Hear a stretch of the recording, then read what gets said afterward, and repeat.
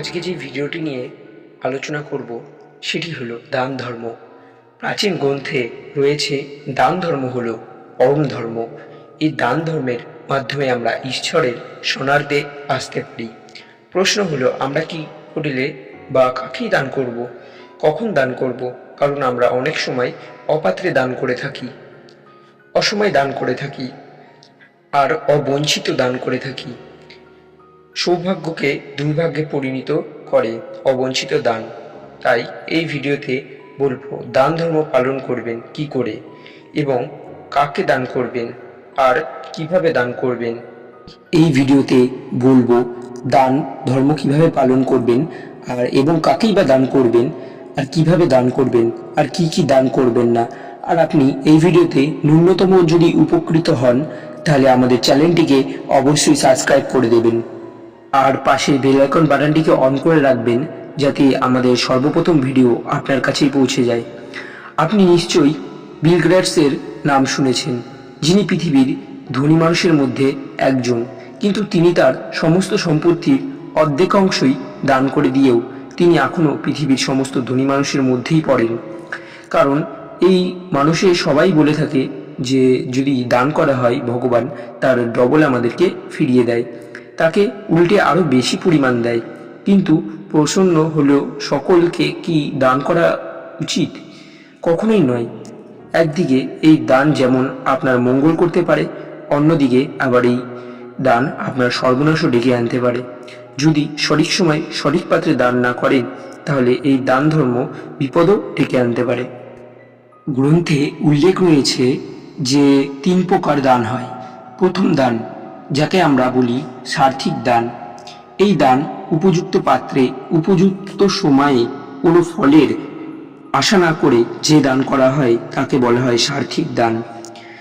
এই দান সব থেকে শ্রেষ্ঠ দান, যেখানে কোনো ফলের আশা বা চিন্তা করা হয় না, এই উপযুক্ত পাত্রে দান করা হয়। দ্বিতীয় দানটি হলো আমরা অনিচ্ছা সত্ত্বেও মূলত ফল লাভের জন্য যে দান করি তাকে বলা হয় রাজস্বিক দান। দেখবেন আমরা মানত করি আমাদের এই কাজটি সম্পূর্ণ হলে আমরা ভগবানকে একটি জিনিস দেব। এই মানত দিই, সফল হওয়ার পরে আমরা ভগবানকে একটি জিনিস বা অন্য কিছু দিই, এটাকে বলা হয় রাজস্বিক দান। দ্বিতীয় যে দানটি রয়েছে এটি হলো নিম্নমানের দান।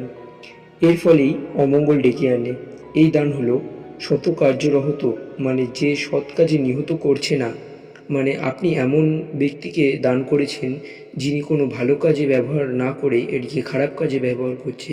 কুপাত্রে দান করেছেন আপনি, অর্থাৎ যে ব্যক্তি দানের যোগ্য নয় তাকে যদি দান করেন এই দানের ফল আপনি পাবেন না।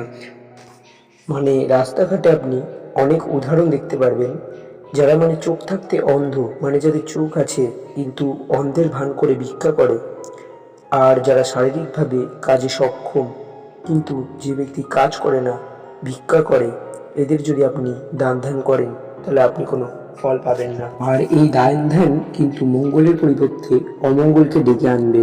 তাই কিন্তু আপনারা পুণ্যের বদলে পাপই লেখা থাকবে, আপনাদের ওই টাকার হিংসাই ছড়ানোর ইচ্ছা থাকবে।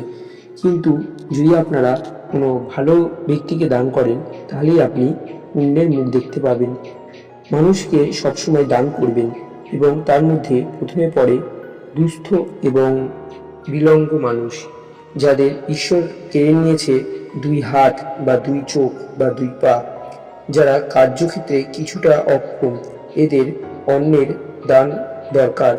দ্বিতীয়, যে সমস্ত ব্যক্তিদের বা বৃদ্ধা যাদের বাড়ি থেকে খেতে দেয় না, যাদের বাড়ি থেকে তাড়িয়ে দিয়েছে, তাদের সন্তান তাদের দেখাশোনা করে না, আপনি এদের দান ধ্যান করতে পারেন। এই মানুষদের যদি আপনি দান ধ্যান করেন তাহলে আপনার পুণ্য প্রাপ্তি হবে। আর তৃতীয়ত, যাদের দান ধ্যান করবেন যারা হলো হিজড়া, এদের দান ধ্যানের দরকার। আর শাস্ত্রেও এদের কথা উল্লেখ রয়েছে যে এদের দান ধ্যান করা প্রয়োজন। আর প্রশ্ন হলো কাদের একদমই দান ধ্যান করবেন না? এদের মধ্যে হলো যারা আপনার এবং অন্যদের ক্ষতি চাইছে, এদের একদমই দান ধ্যান করা প্রয়োজন নেই। আর দ্বিতীয়ত, যারা হলো পাগল, এদের দান ধ্যান করতে যাবেন না। তৃতীয়ত, যারা শূন্য স্নেহ, যাদের মনে কোনো স্নেহ নেই, এদের দেখলেও দান ধ্যান করতে যাবেন না। তাই দান ধ্যান করার সময় এই বিষয়গুলি অবশ্যই দেখে নেবেন, আর দান ধ্যান করার সময় এই বিষয়গুলি অবশ্যই মাথায় রাখবেন। আজকের ভিডিওটি কেমন লাগলো অবশ্যই কমেন্টে জানাবেন, আর আজকের ভিডিওটি ভালো লাগলে ভিডিওটিকে অবশ্যই একটি লাইক করে দেবেন। আপনারা ভালো থাকুন, আপনাদের পরিবারের সবাই ভালো থাকুন। নমস্কার, জয় শ্রীকৃষ্ণ।